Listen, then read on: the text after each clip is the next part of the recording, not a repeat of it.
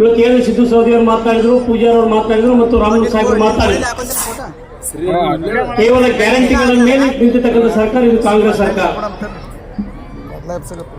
ಈಗಾಗಲೇ ತಮ್ಮೆಲ್ಲೂ ಕೂಡ ಗೊತ್ತಿರುವ ಹಾಗೆ ಗ್ಯಾರಂಟಿಗಳ ಬಗ್ಗೆ ಈಗಾಗಲೇ ಚುನಾವಣೆ ಬಂದೈತೆ ಅಂತೇಳಿ ತಮ್ಮೆಲ್ಲೂ ಕೂಡ ಗೃಹಲಕ್ಷ್ಮಿ ಆಗ್ತಕ್ಕಂಥ ಕೆಲಸ ಮಾಡಿದ್ದಾರೆ.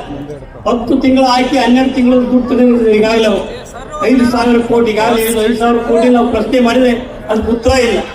ಕಾರಣ ಏನು ಅಂತ ಹೇಳಿದ್ರೆ ಅದು ಚುನಾವಣೆ ಬಳಸಬೇಕು, ನಾವು ನುಂಗ್ಬೇಕು, ಅದು ಕಾಂಗ್ರೆಸ್ನ ಸಾಧನೆ. ಅದನ್ನ ಬಿಟ್ಟು ಮತ್ತೆ ಜಾತಿಯ ಒಂದು ಆಧಾರದ ಮೇಲೆ ಕೂಡ ಚುನಾವಣೆ ಮಾಡ್ತಾರೆ. ತಮ್ಮೆಲ್ಲರೂ ಕೂಡ ಗೊತ್ತಿರಲಿ, ಭಾರತೀಯ ಜನತಾ ಪಕ್ಷ ಯಾವತ್ತೂ ಕೂಡ ಜಾತಿ ಆಧಾರಿತವಾಗಿ ಚುನಾವಣೆ ಮಾಡ್ತಕ್ಕಂಥದ್ದು. ಆದ್ರೆ ಇವತ್ತು ಅನಿವಾರ್ಯ ಕುರುಬನ ಒತ್ತಡಕ್ಕೆ ಮಾಡ್ತಕ್ಕಂಥದ್ದು, ನಾಯಕರ ಒತ್ತಡಕ್ಕೆ ಮಾಡ್ತಕ್ಕಂಥದ್ದು, ಮೀಸಲಾತಿ ಹೆಸರಿನ ಮೇಲೆ ಎಸ್ಸಿ ಜನಾಂಗ ಹೊಡಿತಕ್ಕಂಥ, ಹೀಗೆ ಬೇರೆ ಬೇರೆ ರೀತಿ ಒಳಗಡೆ ಇವತ್ತು ಚುನಾವಣೆ ತಂತ್ರವನ್ನು ಕಾಂಗ್ರೆಸ್ ಮಾಡ್ತಾ ಇದೆ. ಹಾಗಾಗಿ ನಾನು ತಮ್ಮೆಲ್ಲರೂ ಕೂಡ ವಿನಂತಿಯನ್ನು ಮಾಡಿಕೊಂಡು, ಯಾಕಂದ್ರೆ ಇನ್ನೂ ಬಹಳಷ್ಟು ಮಾತಾಡಬೇಕಾಗಿದೆ. ಈ ಚುನಾವಣೆ ಪ್ರಗತಿಗೆ ಹಾದಿ ಮಾಡಿಕೊಡ್ಬೇಕಾಗಿದೆ. ಬಹುಶಃ ಪ್ರತಿ ಗ್ರಾಮದಲ್ಲಿ ಹೋದರೂ ಕೂಡ ವಿರಂತ ಚರಂತಿ ಮಠಗಳ ಹೆಸರಿದೆ.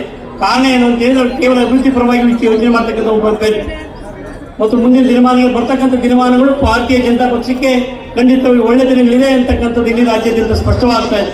ಹಾಗಾಗಿ ಈ ಒಂದು ಬುನಾದಿ ಇಲ್ಲಿಂದ ಪ್ರಾರಂಭ ಆಗಬೇಕಾಗಿದೆ. ನಾನು ತಮ್ಮೆಲ್ಲರೂ ಕೂಡ ಕೈ ಜೋಡಿಸಿ ಪ್ರಾರ್ಥನೆ ಮಾಡ್ಕೊಳ್ತೀನಿ. ನಮ್ಮೆಲ್ಲ ನಾಯಕರು ಬಂದಿದ್ದಾರೆ.